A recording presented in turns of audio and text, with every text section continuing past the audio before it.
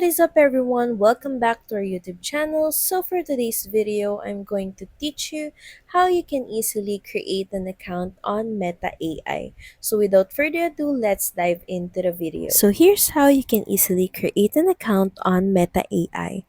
In your Play Store or App Store, just head over to the search bar, then look for Meta AI. Then just download this app.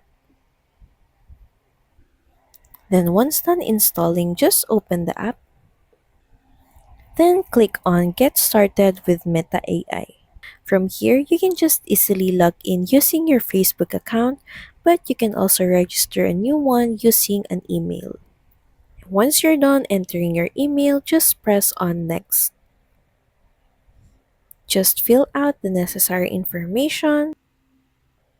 Also, just a reminder that Meta AI is also strict when it comes to age, so make sure that you're 18 years old and above to enter.